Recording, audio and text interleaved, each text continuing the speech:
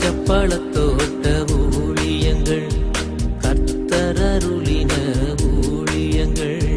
திராட்சப்பழத்தோட்ட ஊழியங்கள், கர்த்தரருளின ஊழியங்கள். அவரில் நிலைத்திருந்து கனி கொடுப்போம், கர்த்தர் வாய்க்க செய்வார். அவரில் நிலைத்திருந்து கனி கொடுப்போம், கர்த்தர் வாய்க்க செய்வார். துதி உமக்கே, துதி உமக்கே, துதி உமக்கே என்றுமே என்றும்.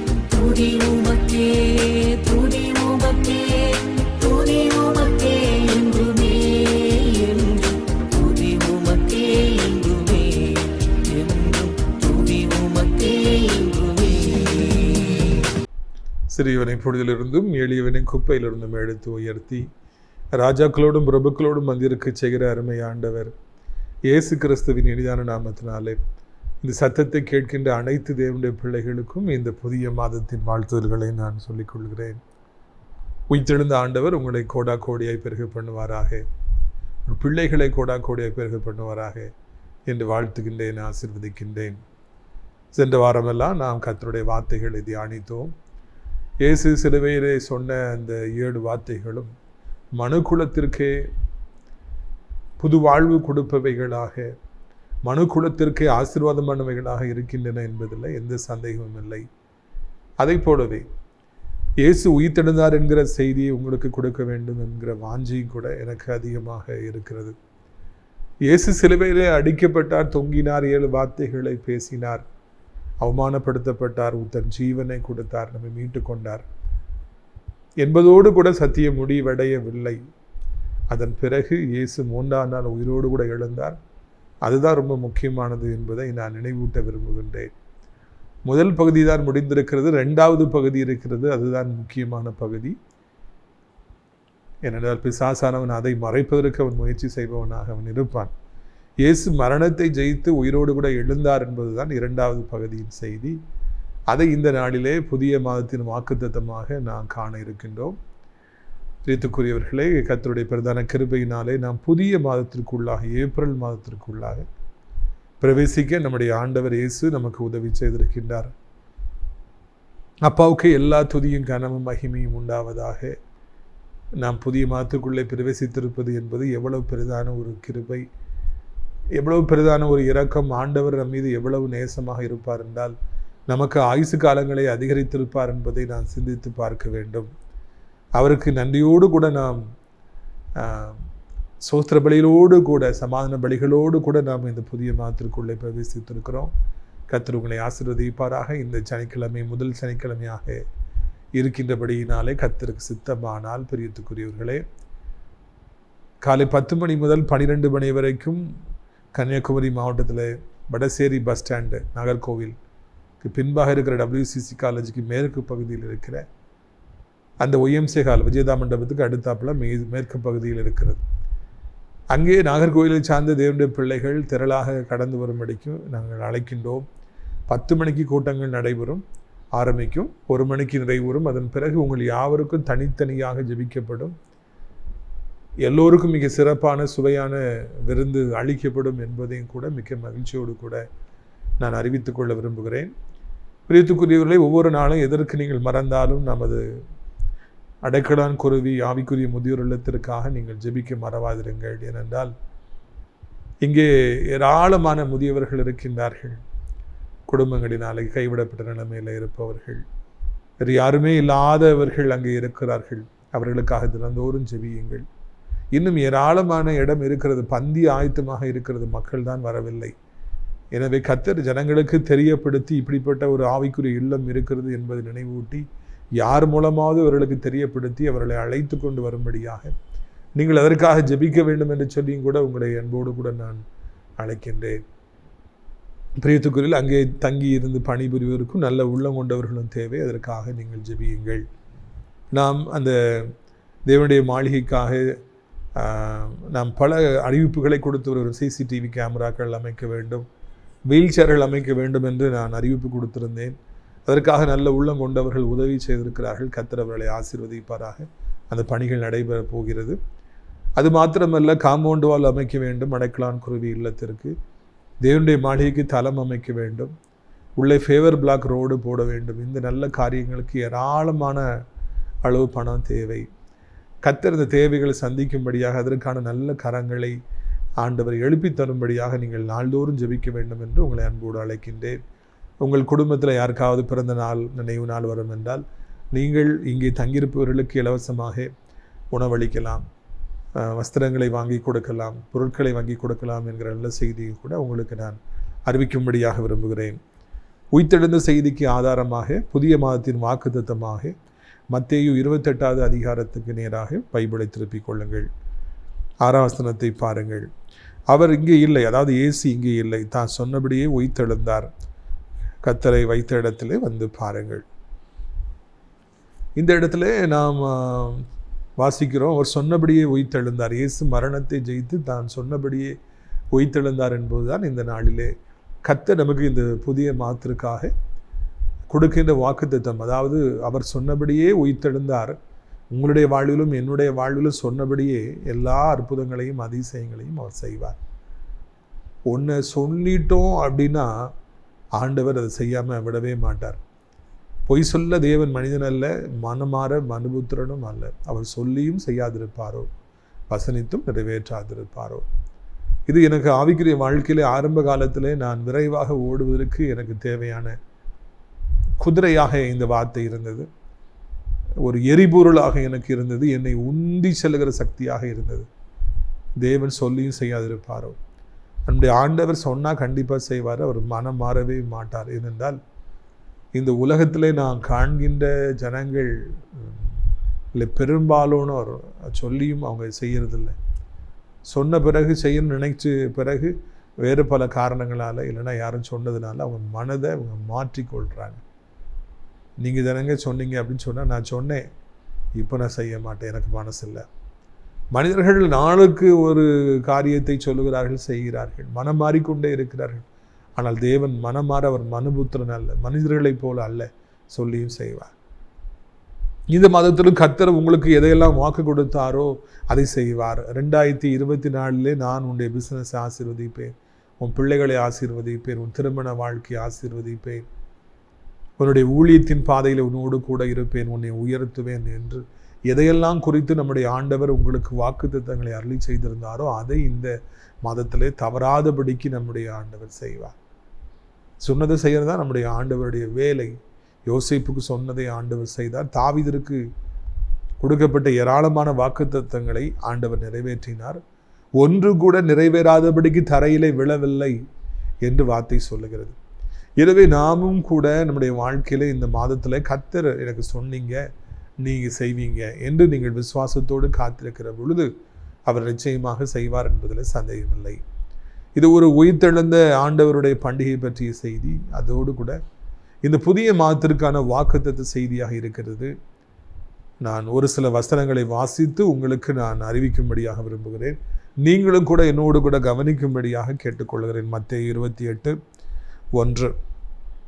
ஓய்வு நாள் முடிந்து மாதத்தின் முதல் நாள் விடிந்து வருகையிலே மகலினா மரியாளும் மற்ற மரியாளும் கல்லறையை பார்க்க வந்தார்கள். ஓய்வு நாள் முடிவு பெற்றுவிட்டது. இப்பொழுது விடிந்து கொண்டிருக்கிறது, அதிகாலை நேரம். அந்த நேரத்தில் மகலினா மரியாளும் இன்னொரு மரியாளும் யூத முறைமையின்படியே ஆண்டவருக்கு வாசனை தைலங்களை வைப்பதற்காக அன்று பார்ப்பதற்காக அந்த கல்லறை வந்தார்களாம். இவர்களை பொறுத்தவரையில இயேசு மரித்து விட்டார், எல்லாம் முடிந்து விட்டது. உலகத்திற்கே அப்படித்தான் தோன்றியது. இயேசப்போடைய கதை முடிந்து விட்டது, ஊழியங்கள் முடிந்து விட்டன, அவருடைய வல்லமைகள் முடிந்து விட்டன, அவருடைய அதிகாரம், அவருடைய ஆளுகை எல்லாம் முடிந்து விட்டன. ஆல் இஸ் ஓவர் எனப்பட்ட ஒரு முடிவிற்கு இந்த உலகம் வந்து விட்டது.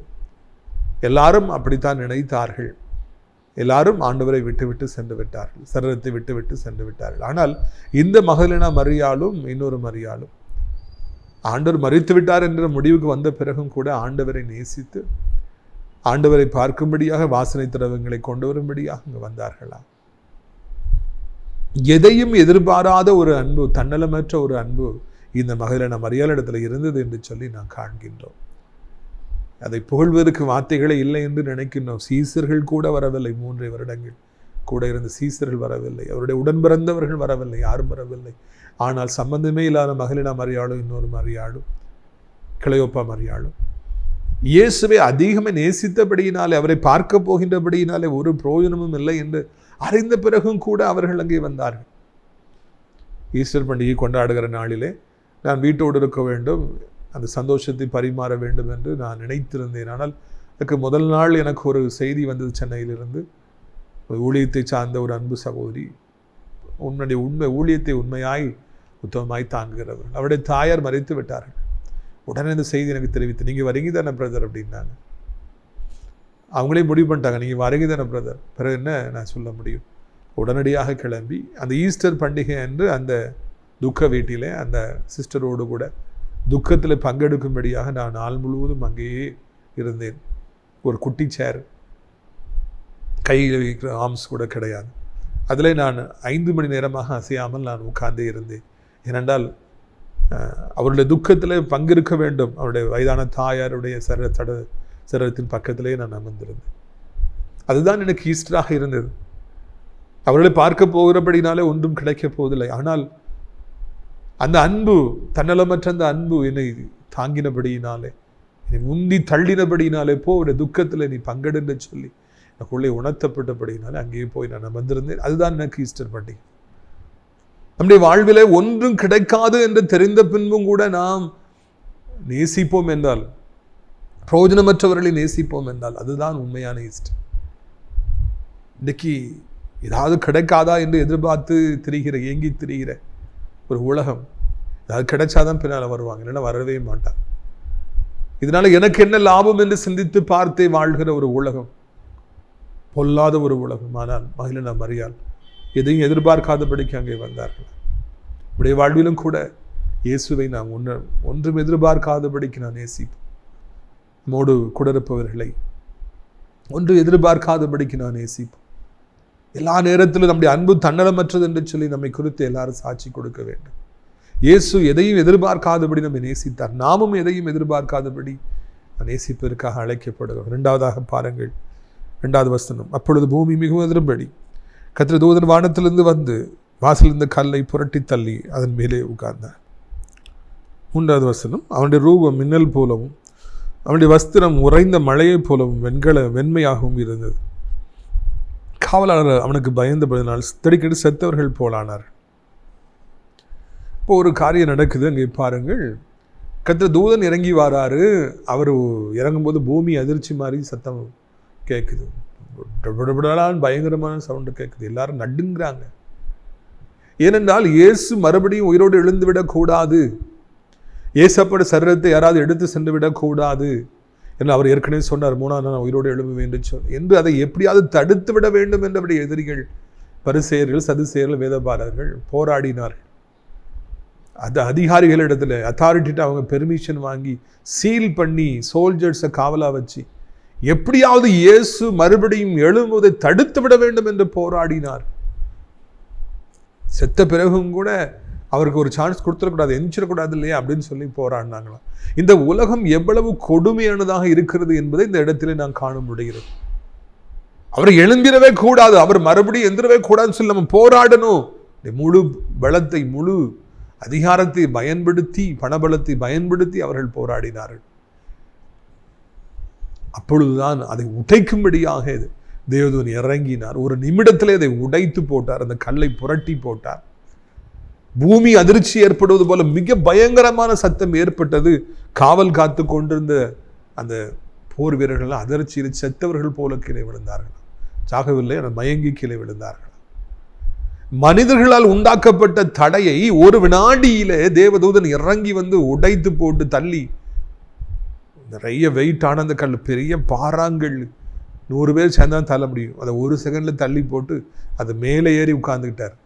இதை வச்சாடா நீங்க தள்ளணும்னு நினைச்சீங்க, இதை வச்சாடா நீங்க மூடி போடணும்னு நினைச்சீங்கன்னு சொல்லிட்டு 2 காரியங்களை பார்க்கிறோம். ஒன்று, மனிதர்கள் இடைவிடாது உங்களுக்கு என்று சொல்லி ஆண்டவர் வைத்திருக்கும் ஆசீர்வாதங்களை தடுத்து விட வேண்டும், கெடுத்து விட வேண்டும், மூடி வைத்து விட வேண்டும். நீங்கள் வெளியே வந்துவிடக்கூடாது, உங்கள் பெயர் வெளியே வந்துவிடக்கூடாது, உங்களுடைய ஊழியம் வெளியே வந்துவிடக்கூடாது, கர்த்தர் உங்களை ஆசீர்வதித்து விடக்கூடாது, உங்கள் வீடுகளில் நல்ல காரியங்கள் நடந்து விடக்கூடாது, உங்களுக்கு பணம் கிடைத்து விடக்கூடாது, உங்களுக்கு ஆசீர்வாதங்கள் வந்துவிடக்கூடாது என்று போரிடுகின்றவர்களாக, தடுத்து விட வேண்டும் என்று நினைக்கின்றவர்களாக இருக்கிறாங்க.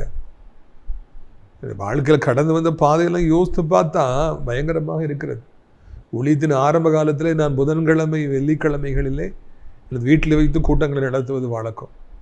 அப்போது 7:30 மணிக்கு ஆரம்பித்து 9 மணிக்கு முடியும். அது ஒரு தெருவை சுற்றி சுற்றி ஒருவர் வந்து வீட்டுக்கு யாரெல்லாம் அந்த ஊழியத்துக்கு வராங்க, கூட்டத்துக்கு வராங்கன்னு பார்த்துட்டு அவங்கள போய் பார்த்து, இவன் வீட்டுக்காக போகிறீங்க, இவன் பெரிய அயோக்கியன், தயவுசெய்து வராதிங்க அப்படி சொல்லுவதையே ஒருவர் வாடிக்கையாக வைத்திருந்தார். ரொம்ப தாமதமாக தான் எனக்கு தெரிய வந்தது. பிரதர், உங்கள் வீட்டுக்கு வந்தேன், எப்படி ஒருத்தர் சுற்றி சுற்றி வராரு, அவர் என்கிட்ட வந்து சொன்னாருன்னு சொன்னாங்க.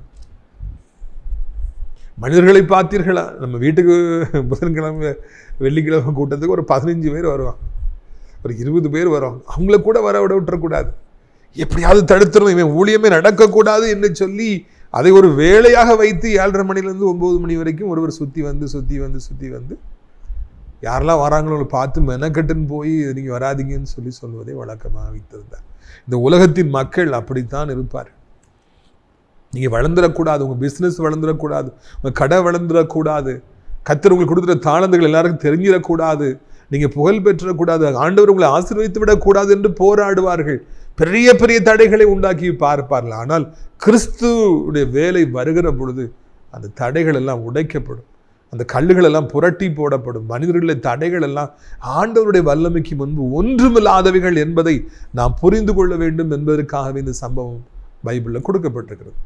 ஒரு செகண்ட் தான் அந்த பெரிய கல் புரட்டப்பட்டது. அந்த சோல்ஜர்ஸ் செத்து போன மாதிரி விழுந்துட்டாங்க. அவர் கல் மேலே உட்கார்றாரு. அங்கே ஒரு திறந்த வாசல் உண்டாகிவிட்டது. இனி அந்த கல்லறையை தடுக்க முடியாது, இயேசு வெளியே வருவதை தடுக்க முடியாது, அங்கே அற்புதம் நடப்பதை தடுக்க முடியாது, எதையுமே செய்ய முடியாது. இயேசுவை அந்த கல்லு தான் தடுக்கணுங்கிறது இல்லை, அவர் போயிட்டே இருப்பார். இருப்பினும் இந்த உலகத்து மக்களுக்கு ஒரு செய்தி கொடுக்கப்படுகிறது, கல் புரட்டப்பட்டது, கல்லறை திறக்கப்பட்டு விட்டது, இயேசு இங்கே இல்லை என்பதை நீங்கள் பாருங்கள். அதுக்கு தான் அந்த கல் புரட்டப்பட்டது. உங்களுடைய வாழ்க்கையில் இன்னைக்கு என்ன கல் உங்களுடைய ஆசீர்வாதத்தை தடுத்து கொண்டிருக்கிறதோ, எவ்வளவு பெரிய மனிதர்கள் போராடி கொண்டிருந்தாலும் சரி, எவ்வளவு வல்லமைகள், செய்வினை வல்லமைகள், அந்நிய வல்லமைகள், மந்திரிக வல்லமைகள் இருந்தாலும் சரி, இயேசுதை புரட்டி போடும், செகண்டில் புரட்டி போட்டுருவார். உங்களுக்காக தூதர்களும் அனுப்பப்படுவார்கள். இந்த மாதத்தில் கர்த்தர் அப்படித்தான் செய்ய போகிற உயிர்த்தெழுந்த செய்தியே என்ன தடைகள் இருந்தாலும் அதை அப்புறப்படுத்தி போடுவார். எத்தனை பேர் போராடினாலும், உங்களை தடுத்து விட வேண்டும் என்று போராடினாலும் அவர் செத்து போய் விடுவார்கள். ஆண்டவரோ உங்களை ஆசீர்வதிப்பாருங்கிற செய்தியை நான் காண்கிறோம். அடுத்தாப்புல பாருங்க, மத்தேயு 18ஆம் அதிகாரம் 5ஆம் வசனம். தூதன் அந்த ஸ்திரீகள் நோக்கி, நீங்கள் பயப்படாதிருங்கள், சிலுவையில் அறையப்பட்ட இயேசுவை தேடுங்கள் என்று அறிவேன், அவர் இங்கே இல்லை, தான் சொன்னபடியே உயிர்த்தெழுந்தார், கர்த்தரை வைத்த இடத்தை வந்து பாருங்கள், சீக்கிரமாய் போய் அவர் மரித்தொழிந்து எழுந்தார் என்று அவருடைய சீசர்களுக்கு சொல்லுங்கள், அவர் உங்களுக்கு முன்னே கல்யாக்கு போகிறார், அங்கே அவரை காண்பீர்கள், இதோ உங்களுக்கு சொன்னேன் என்றார். பார்த்தீர்களா? அந்த சீசன் மகளிட மரியாள்கிட்ட சொல்கிறார், அவங்க செத்த மாதிரி விழலை, எதிரிகள் தான், சோல்ஜர்ஸ் தான் செத்தது மாதிரி விழுந்திருக்காங்க. மகளிட மரியாளும் கிளையோப்ப மரியாளும் அதே சவுண்டை கேட்டாங்க, ஆனால் அவங்க உழலை. ஏன்னா அது ஆண்டவருடைய பிள்ளைகளை எந்த பாதிப்பும் தொட முடியாது, எந்த சத்தமும் தொட முடியாது. அவங்க எப்பவுமே உறுதியாக நிற்பாங்க. அதைத்தான் இங்கே காண்கிறோம். அடுத்தாப்புல அவங்களுக்கு நற்செய்தி அறிவிக்கப்படுது, இயேசுவை தேடி வந்திருக்கீங்க, அவர் இங்கே இல்லை, சொன்னபடியே உயிர்த்தெழுந்துட்டார். அப்போ இவர் பாறை தள்ளுறதுக்கு முன்னக்கூட்டி இயேசு உயிர்த்தெழுந்து போயிட்டே இருந்திருக்கிறாரு. இவங்க தான் உள்ள ஆண்டவர் இருக்காரு நினைச்சிட்டு இருக்காங்க. அவர் போயிட்டார், எஞ்சி போயிட்டார். அவர் உயிர்த்தெழுந்தார். இயேசுவை தேடுகிறீர்கள், அவர் இங்கே இல்லை, அவர் வைத்த இடத்தை பாருங்கள், உயிர்த்தெழுந்து விட்டார். போய் இந்த செய்தி சகோதரர்களுக்கு நீங்கள் அறிவியுங்கள். இங்கே ஒரு அற்புதமான செய்தி அவர்களுக்கு சொல்லப்படுகிறது, நற்செய்தி சொல்லப்படுகிறது. இயேசுவை வைத்த இடத்தை பாருங்க, இல்லை, அவர் போயிட்டாரு, உயிர்த்தெழுந்துட்டாரு. உலகத்தில் எத்தனையோ கல்லறைகள் இருக்கின்றன, ஆனால் எல்லா கல்லறையிலும் அந்த சரீரத்தினுடைய எலும்புகள் இருக்கின்றன. இந்த சரீரம் காலியாக இருக்கிறது, திறக்கப்பட்டு இருக்கிறது இந்த கல்லறை. அத்தனை கல்லறைகளிலுமே ஆட்கள் இருக்காங்க, ஆனால் இந்த கல்லறையில் ஆள் கிடையாது. இயேசப்பா உயிர்த்தெழுந்து போயிட்டாங்க. மரணத்தை இயேசு ஜெயித்தார் என்கிற ஒரு செய்தி எங்க சொல்லப்படுகிறது. இன்னைக்கு அநேக தேவனுடைய பிள்ளைகளை காண்கிற பொழுது அவங்க என்ன சொல்றாங்க? ரொம்ப பயமா இருக்கு, எனக்கு பயமா இருக்கு, செத்துருவேன்னு எனக்கு பயமா இருக்கு, நான் செத்துட்டா யாரும் என் பிள்ளைகளை பார்ப்பா, செத்துட்டேன்னா இவங்களெல்லாம் நடு ஆற்றல் நான் விட்டுட்டு போயிடுவேனே, என்ன ஆகும்? 2 நாட்களுக்கு முன்பு நம்முடைய ஊழியத்தை நேசிக்கிற ஒரு அருமையான சகோதரி என்னை தொலைபேசியில் அழைத்தார். அவங்க பால் மாடு வச்சு விற்று அதை வைத்து பிழைக்கிற பிள்ளைகள், அதை வைத்தும் அவர்கள் நம்முடைய ஊழியத்தை தாங்குகிறார்கள். கட்டில் வாங்குவதற்கு, டாய்லெட்டு, க்ளோசெட் வாங்குவதற்கெல்லாம் பணம் அனுப்பியிருக்காங்க. நல்ல பிள்ளைகள். சிஸ்டர் ரொம்ப ஜெபிக்கிறவங்க. அவங்க அன்னைக்கு ஃபோன் போட்டு சொன்னாங்க, பிரதர் எனக்கு பலகீனமாக இருக்கும், இதனால் எனக்கு ரொம்ப பயமாக இருக்குது அப்படின்னு. என்ன பயமாக இருக்குது? செத்து போயிடணும்னு பயமாக இருக்குது. எனக்கு அதிர்ச்சியாக இருந்தது. பிரதர் எனக்கா ஜோம்னுங்க, மரண பயமாக இருக்குது. மரண பயம் எனக்கு வந்த மாதிரி இருக்குது. அவங்களுக்கு 50 வயசு கூட இருக்காது. இல்லை ஜெபிக்கிறவங்க, அவங்களுக்கே ஒரு மரண பயம் வந்திருக்கிறது என்றால், இந்த பூமியில் கர்த்தரை அறியாதவர்கள், கர்த்தருக்கு தூரமானவர்கள், காணியாட்சிக்கு புறம்பானவர்களுக்கெல்லாம் வியாதி வருகிற பொழுது, பிரச்சனைகள் வருகிற பொழுது, விபத்துகள் வருகிற பொழுது மறித்து விடுவதுங்கிற பயம் அவர்களை வாட்டுகின்றது. கேன்சர் வியாதியால் பாதிக்கப்பட்டவர், கிட்னி ஃபெயிலியரில் பாதிக்கப்பட்டவங்க, செத்து விடுவோமோ, உயிர் பெறுமோன்னு சொல்லி பயத்தோடு இருப்பவர்கள் இந்த பூமியில் எவ்வளோ பேர் இருக்கிறாங்க, எக்கச்சக்கமாக இருக்காங்க. நீ ஒன்றை புரிந்து கொள்ள வேண்டும், இந்த மரண பயத்தை குறித்து ஆண்டவர் நாள் மட்டும் பேசுகிறார். மரணத்தை ஜெயித்த ஆண்டவர் நம்மிடத்தில் இருக்கிறபடியினாலே மரணத்தை குறித்து பயப்பட வேண்டுங்கிற அவசியமே இல்லை. ஒரு காலம் மரண பயத்திற்கு நீங்கள் பயப்படாதீங்க, அதை ஒப்பு கொடுக்காதீங்க. இயேசு மரணத்தை ஜெயித்தார், நாமும் மரணத்தை ஜெயிப்போம் என்பதுதான் இந்த நாளின் நற்செய்தி. இயேசப்படைய பிள்ளைகளை மரணம் தொட முடியாது, தொட்டாலும் அவர்கள் உயிரோடு கூட எழும்புகிறார்கள். நாம் இந்த பூமியில கண்களை மூடுகிற பொழுது பரலோக வீட்டில் கண்களை திறக்கின்றோம். ஒரு பெரிய சந்தோஷம் நம்முடைய வாழ்க்கையில் ஏற்படுகிறது. இந்த உலகத்து மக்களுக்கு அது நிச்சயம் இருப்பதில்லை. இயேசு மரணத்தை ஜெயித்தாருடைய பிள்ளைகளாகிய நாமும் கூட மரணத்தை ஜெயிப்போம் என்பது இதனால இது திட்டவட்டம். அடுத்தாப்புல பாருங்க, நீங்க போய் இந்த நல்ல செய்தியை சகோதரர்களுக்கு அறிவிங்க. உடனே ஊழியம் ஆரம்பிக்குது.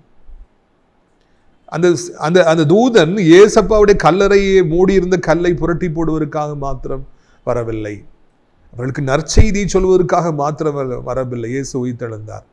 3ஆவதாக நீங்க போய் இந்த சகோதரர்கிட்ட போய் சொல்லுங்க, preach the good news that Jesus is alive. எல்லாட்டையும் சொல்லுங்க, இந்த சுவிசேஷத்தை அறிவியுங்கள், மரணத்தை இயேசு ஜெயித்தார் என்று சொல்லுங்கள்.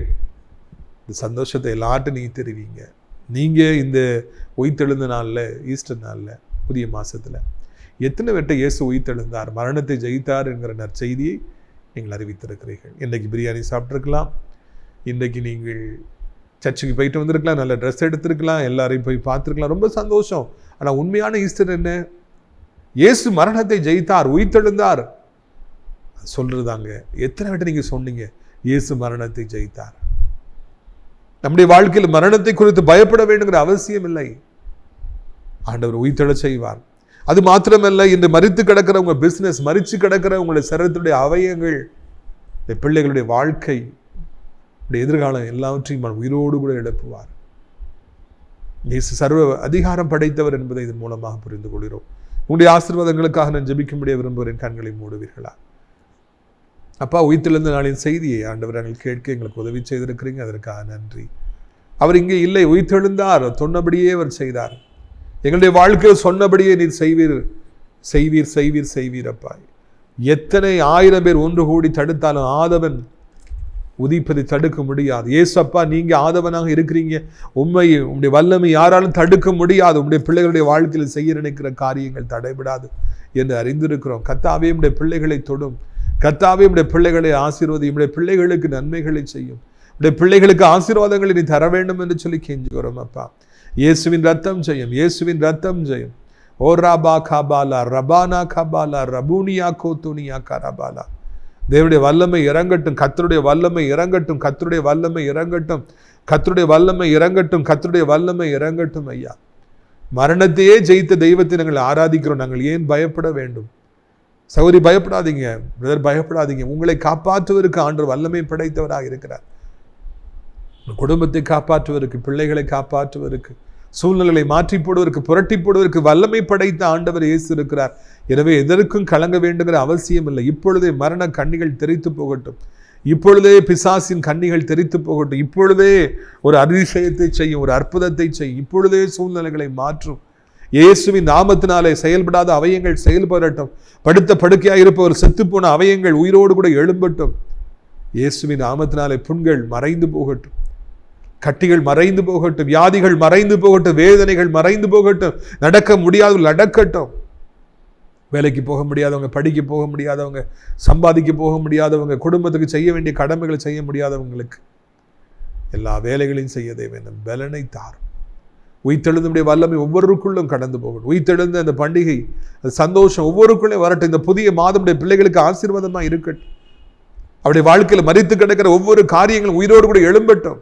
எதை பிள்ளைகள் வாஞ்சித்து கதறி கொண்டிருக்கிறார்களோ, கேட்டுக்கொண்டிருக்கிறார்களோ, ஆண்டவரே இது வேண்டும் வேண்டும் என்று சொல்லிக் கொண்டிருக்கிறார்களோ, அதை கொடுப்பீராக. நீண்ட காலமாய் காத்திருக்கிற பிள்ளைகளுக்கு இந்த மாதத்திலே ஒரு பெரிய சந்தோஷத்தை தார். திருமணமாகாதவர்களுக்கு, குழந்தை இல்லாதவர்களுக்கு, வீடு கட்ட முடியாதவர்களுக்கு, நன்மைகளை எதிர்பார்த்து காத்திருப்பவர்களுக்கு இந்த மாதத்திலே அற்புதம் நடக்கட்டும். செங்கடல் 2 பிளக்கட்டும், யோர்தான் 2 பிளக்கட்டும். ஆண்டவர் எரிகோ மதில்கள் தவிடுபடியாகி போகட்டும், பாதை உண்டாகட்டும். ஐயா, இந்த மகனுக்கு ஒரு பாதையை உண்டு பண்ணிதான் ஆகணும். இந்த பிள்ளைக்கு ஒரு பாதையை நீங்க ஏற்படுத்தி தான் தரணும். ஆண்டவரே, என் பிள்ளைகள் ரட்சிக்கப்படவில்லையே, என் பிள்ளைகள் மொபைலுக்கு அடிமையிலா இருக்கிறாங்களே, என் மகா வீட்டை விட்டு ஓடி போயிடுவேன்னு சொல்றாளே, என்ன பண்ண எனக்கு தெரியலையேன்னு சொல்றவர்களை கண்ணீராடு நாங்கள் நினைக்கிறோம். என்றைக்கே அவர்களை சந்தியும். ரட்சிக்கப்படாத பிள்ளை ரட்சிக்கப்படட்டும். பைக்கு வேகமாய் ஓட்டி போய் எந்த ஆபத்தும் வந்து விடாதபடி இந்த மாதத்தில் காத்துக்கொள். பிஸ்னஸில் நஷ்டத்து மேல் நஷ்டத்தை சந்தித்திருக்கிற பிள்ளைகள் இந்த நாளில் வெற்றியை சந்திக்கட்டும். நிரந்தரமான வருமானத்துக்கான வழிகளை இப்படி பிள்ளைகளுக்கு ஏற்படுத்தித்தார். கடன்களிலிருந்து அதிசயமாக வெளியே கொண்டு வரும். தேவையில்லாத காயங்கள் ஏற்படக்கூடாது, வேதனைகள் ஏற்படக்கூடாது, சமாதான குறைச்சல்கள் வரக்கூடாது. துன்மார்க்கனுடைய பிள்ளைகளுக்கு விரோதமாக எழும்பக்கூடாது. இப்படி பேசிட்டானே, வயசு வித்தியாசம் தெரியாம என்னை பேசிட்டானே, உன்னை அப்படி பண்ணிடுவேன் இப்படி பண்ணிடுவேன்னு சொல்றானே, கலங்குற பிள்ளைகள் ஒவ்வொருவருக்கும் சமாதானத்தை தார். ஒவ்வொருவரும் உடைய கிருபையினாலே தாங்கப்பட உதவி செய்யும். ஆண்டவரே, அதிசயங்களை காணப்படும். இன்றைக்கு ராஜா, இன்றைக்கு ஒரு மாற்றத்தை செய்யும். அப்படி செய்ய போகிற அன்பிற்காக உமக்கு ஸ்தோத்திரம்ப்பா. முதியவர்கள் கிளை விழுந்து விடாதபடி இப்படி 2 கைகளால் அவர்களை ஏந்தி கொள்ளுங்க. ஒரு ஆபத்து வராதபடி காத்துக்கொள்ளுங்க. ஆண்டவரே, உலகம் முழுக்க அத்தனை நாடுகளுக்காக ஜெபிக்கிறோம். அனைவரையும் ஆசீர்வதிங்க. அமைதி சமாதானம் உண்டாகட்டும். கவர்மெண்ட் எக்ஸாம் எழுத எங்கள் பிள்ளைகளுக்கு ஞானத்தையும் புத்தியும் தார். இறைவா, எங்கள் தாய் திருநாடு இந்தியாவுக்கு, தமிழ்நாட்டுக்கு ஜெபிக்கிற எலெக்ஷன்ஸ் எல்லாம் நல்லபடியாய் நடந்து முடிக்கட்டும். சித்தப்படி எல்லாவற்றையும் செய்யும். அனைத்து மதத்தவர்களையும் மொழி பேசுகின்றவர்களையும் ஆசீர்வதியும். அனைத்து ஊழியக்காரர்கள், பாஸ்டர்ஸ், சர்ச்சஸ், ஆலயங்கள், விசுவாசிகள் அனைவரையும் ஆசீர்வதியும். ஆசிரியர் திராட்சைப்பழ தோட்ட ஊழியங்களை நேசிக்கிற, அடைக்கலான் குருவி முதியோரத்தை நேசிக்கிற, ஜபத்தினாலே காணிக்கையில தாங்குகிற, அறிமுகப்படுத்துகிற நல்ல உள்ளங்கள் உண்டு. அதிகமே ஆசீர்வதியும். தங்குவதற்கு எல்லா பக்கத்திலிருந்து ஆட்களை அழைத்து கொண்டு வார். கர்த்தர் மகிமைப்படும். இயேசு மூலம் ஜெபிக்கிறோம் நல்ல பிதாவே, ஆமென். என் ஆத்துமாவை கர்த்தரை சோத்திரி, என் முழு உள்ளமையுடைய பரிசுத்த நாமத்தை சோத்திரி. என் ஆத்துமாவை கர்த்தரை சோத்திரி, அவர் செய்த சகல உபகாரங்களை ஒருபொழுதும் மறவாதே. ஆமென். கர்த்தராகிய இயேசு கிறிஸ்துவின் கிருபையும், பிதாவாகிய தேவனுடைய அன்பு, பரிசுத்தாவிய அந்யோன்ய ஐக்கியமில்லாத பிரசன்னம் உங்கள் அனைவருடைய இன்றைக்கு சதா காலங்களில் நிலைத்திருப்பதா. அல்லேலூயா, அல்லேலூயா. God bless you. ஆமென். தூதர்கள் வீணைகளை மீட்டும் போது, நிறைவான ஜெய கோஷம் முழங்கும் போது, தூதர்கள் வீணைகளை மீட்டும் போது, நிறைவான ஜெய கோஷம் முழங்கும் போது, அல்லேலூயா கீதம் பாடிக்கொண்டு, அல்லேலூயா கீதம் பாடிக்கொண்டு, அன்பராமேசுவோடு அகமகிழ்வேன், அன்பராமேசுவோடு அகமகிழ்வேன். இன்ப இயேசு ராஜாவை நான் பார்த்தால் போதும். மகிமையில் எல்லாரும் சேர்ந்து உற்சாகமா கைத்தட்டி சொல்வோம். இன்ப இயேசு ராஜாவை நான் பார்த்தால் போதும். மகிமையில் அவரோடு நான் வாழ்ந்தால் போதும். முற்கிரீடம் சூட்டப்பட்ட தலையை பார்ப்பேன், முற்கிரீடம் சூட்டி நானும் புகழ்ந்திடுவேன். வாரினால் அடிப்பட்ட முதுகை பார்த்து ஒவ்வொரு காயங்களால் முத்தம் செய்வேன், அவர் பாதத்தில் விழுவேன். பாடுவோமா? முற்கிரீடம் சூட்டப்பட்ட தலையை பார்த்தேன், பொற்கிரீடம் சூட்டி நானும் புகழ்ந்திடுவேன். உட்கிரீடம் சுட்டப்பட்ட தலையை பார்த்தேன். ஒரு கிரீடம் சுட்டி நானும் புகழ்ந்திடுவேன். வாரினால் அடிப்பட்ட முதுகை பார்த்தேன். வாரினால் அடிப்பட்ட முதுகை பார்த்தேன். ஒவ்வொரு காயங்களா முத்தம் செய்வேன். ஒவ்வொரு காயங்களா முத்தம் செய்வேன். இன்ப இயேசு ராஜாவை நான் பார்த்தால் போதும். மகிமையில் அவரோடு நான் வாழ்ந்தால் போதும். இன்ப இயேசு ராஜாவை நான் பார்த்தால் போதும்.